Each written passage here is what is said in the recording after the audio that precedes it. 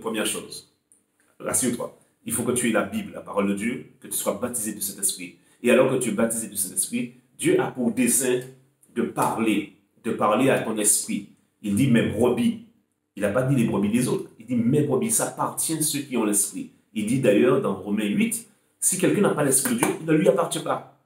Donc si tu as l'esprit de Dieu, tu es appelé fils de Dieu. Et il dit ceux qui sont conduits par l'esprit, maintenant au verset 14 selon Romains chapitre 8, ceux qui sont conduits par l'esprit sont fils de Dieu. N'oublie pas une chose, si tu veux entrer dans la sensibilité, il faut connaître la raison pour laquelle tu as l'esprit. Il dit, mes brebis entendent ma voix. Donc, il faut que tu sois brebis du Seigneur. Mais quand tu verras que la première mention du Saint-Esprit, dans Actes chapitre 1er, par exemple, il dit que vous serez mes témoins quand vous aurez reçu le baptême du Saint-Esprit à Jérusalem, en Judée, à Samarie et jusqu'aux extrémités de la terre. Toi qui veux entrer dans le prophétique, encore une clé que je te donne. Quand tu lis 1 Corinthiens chapitre 14, il te dit que, verset 12, que ce soit pour l'édification de l'Église que vous cherchez à en posséder abondamment. Si tu veux exceller, aller dans les profondeurs, si tu veux être un prophète thaumaturge, si tu veux avoir et être la bouche autorisée de Dieu dans cette génération-là, être sa brebis, être baptisé du Saint-Esprit, puisqu'il te dit, ceux qui n'ont pas mon esprit ne m'appartiennent pas. Et puis je veux dire, connaître la raison. Connais la raison. Pourquoi? Il dit pour l'édification de l'Église.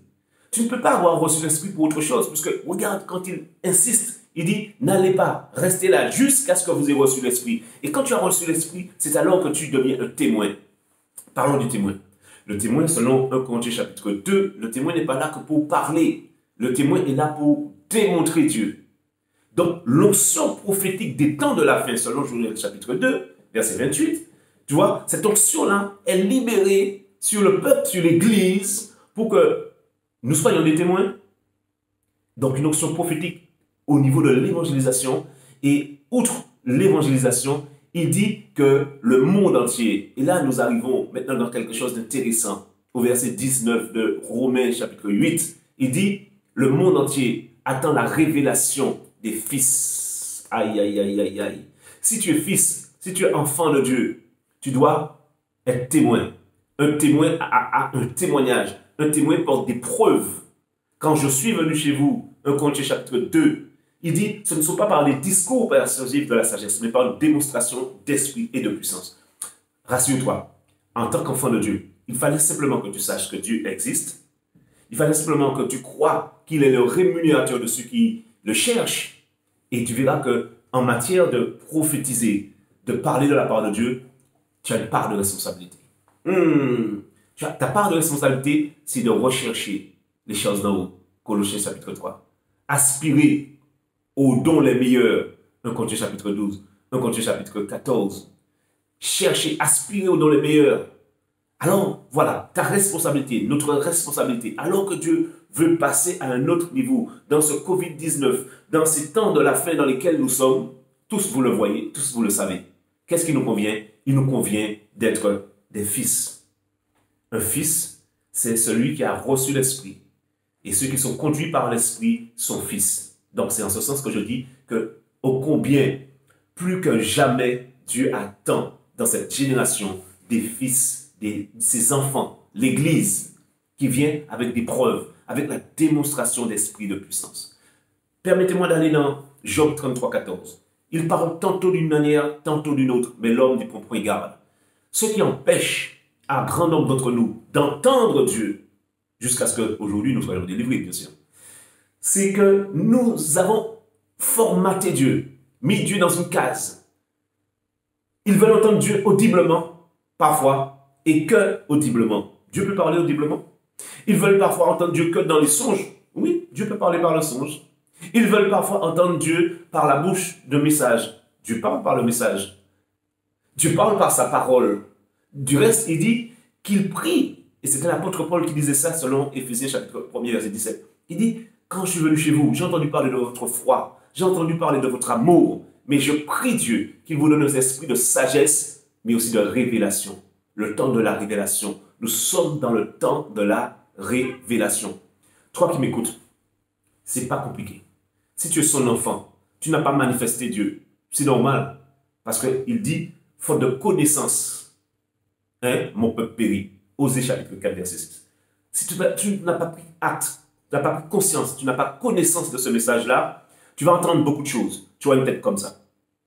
Une tête, tu m'entends comme ça. Mais est-ce que ton message, par rapport au témoignage, il va être percutant? Tu pourras parler, mais à un moment, il faut démontrer. Tu lis Ésaïe 44, verset 27. Il dit que Dieu confirme, approuve, confirme la parole de ses serviteurs, les envoyés, par des signes, des prodiges et des miracles. Où sont les œuvres qui t'accompagnent? Où sont les œuvres qui nous accompagnent dans les temps de la fin? Où est l'Église?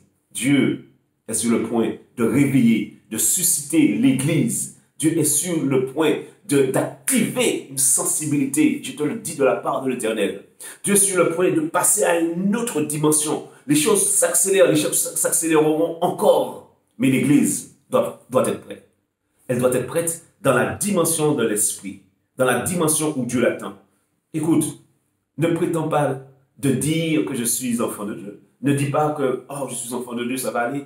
Tu as un témoignage. Jésus-Christ revient et il a dit, avant qu'il ne revienne, il veut que le plus grand nombre soit informé, touché de par l'évangile. Mais il dit, j'ai d'autres brebis qui ne sont pas encore entrés dans la bergerie. C'est là, il faut que je les amène. Donc l'onction, quand on parle de l'onction prophétique, si tu comprends le cœur de Dieu, tu vas demander une chose. Est-ce que tu sais de ce de quoi je parle? Tu vas demander une chose. Tu vas demander à Dieu de te donner son cœur de compassion pour les âmes. Et c'est alors qu'il dit que tu verras s'activer l'édification de l'Église. L'édification, le souci de l'édification de l'Église fera que l'onction, la sensibilité que tu recherches, le prophétique, le prophétisme que tu recherches, le thaumaturge que tu veux être, les preuves que tu veux donner à ta génération, les signes et les prodiges que tu veux qui t'accompagnent, t'accompagneront. Voilà le message de la journée. Voilà ce que je souhaite pour toi, c'est que nous, pas toi seulement, mais moi aussi, mais c'est que nous soyons suffisamment remplis de lui. Un peuple saint, un peuple consacré donne des preuves. Assurément, il y a deux choses quand même à souligner. Quand vous lisez le Fils prodigue, cette histoire que grand nombre d'entre nous connaissons, il a dit, il y a tant d'années que je te sers fidèlement, mais tu n'as tué pour moi, tu n'as pas tué pour moi le veau gras. Le veau gras est donné. On pourrait traduire le veau gras comment? Le veau gras, c'est l'épreuve, ce sont les preuves.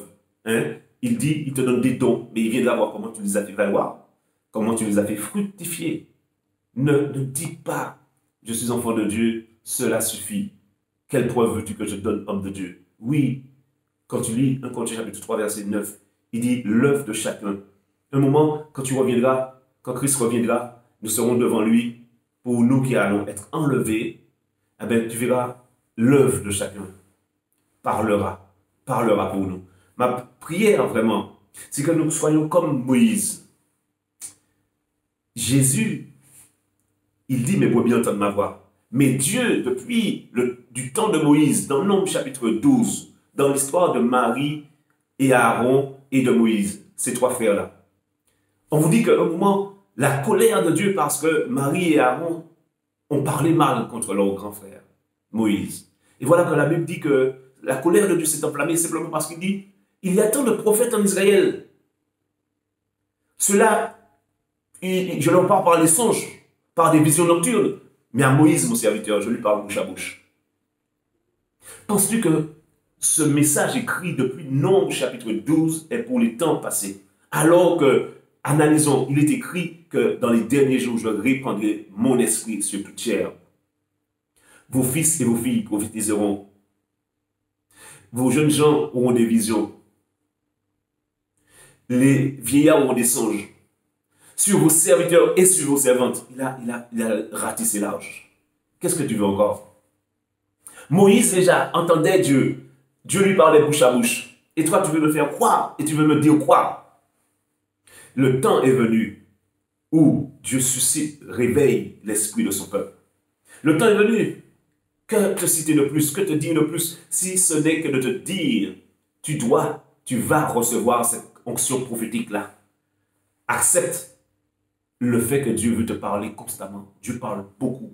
N'écoutez pas les messages qui vous veulent faire croire que Dieu ne parle pas ou que sporadiquement, une fois l'année. C'est faux. Dieu parle tantôt d'une manière. Le problème, c'est la manière. Toi, tu t'attendais à entendre toujours de la même manière. Change, shift. Shift. Réalise.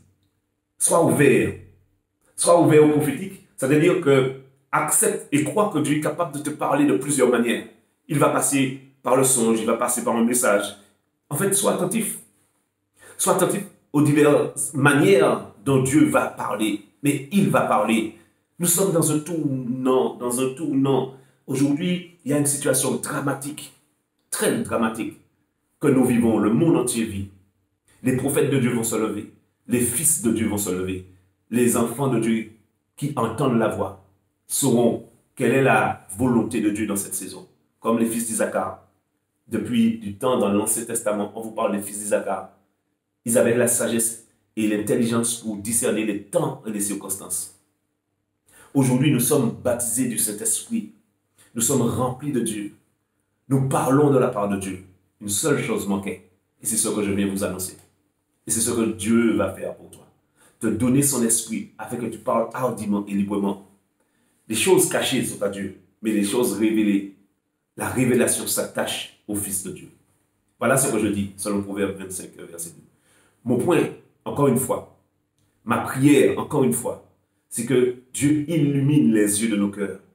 Que Dieu ouvre notre esprit à la sensibilité, à la voix de l'Esprit de Dieu en nous. Elle se dépose dans ton esprit. Ton esprit, c'est la piste d'atterrissage. Corps, âme et esprit, c'est ton être. Selon 1 Thessaloniciens 5, 23. Mais ton esprit, c'est la piste d'atterrissage. C'est là où Dieu vient déposer ses voix, ses pensées, son sentiment. C'est là où il dépose aussi ses valeurs. Tu vois? Donc, sincèrement, je te supplie, reçois cette révélation, reçois ce message comme un cadeau de Dieu pour toi en ce jour. Parce que Dieu veut passer par toi. Arrête de penser que c'est par les autres. Arrête de croire que c'est par le pasteur. Arrête de croire que tu n'as pas fait l'école de théologie. Arrête de te sous-estimer. Arrête de te sous-estimer. Une seule chose que tu as déjà, tu es baptisé d'eau et du Saint-Esprit. Deuxièmement, tu aspirer aux dons spirituels. Désirer, aspirer, rechercher les dons les meilleurs. Les dons les meilleurs. Il y a encore qui nous challenge. Tu as manifesté, tu manifestes. Quelle est ta soif? Ta soif va déterminer ce que tu vas recevoir. Dieu veut passer par des hommes et des femmes qui ont soif. Tu connais Dieu quand même. Tu vois bien que c'est un gentleman même. Il ne te forcera pas. Il se tient toujours à la porte, il frappe, il attend que tu ouvres.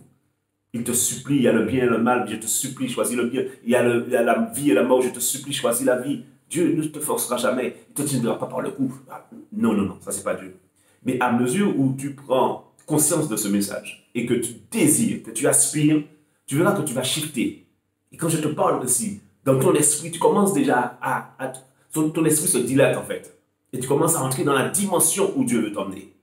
Que Dieu te bénisse et que la paix de mon Dieu qui surpasse toute intelligence garde ton cœur et tes pensées. Je prie vraiment que ce message te bénisse. Je prie vraiment que l'onction de l'Esprit de Dieu, le Saint-Esprit lui-même, vienne s'activer, qu'il illumine les yeux de ton cœur. Tu as la foi, tu as l'amour. Maintenant, j'active la révélation par la puissance de cet esprit.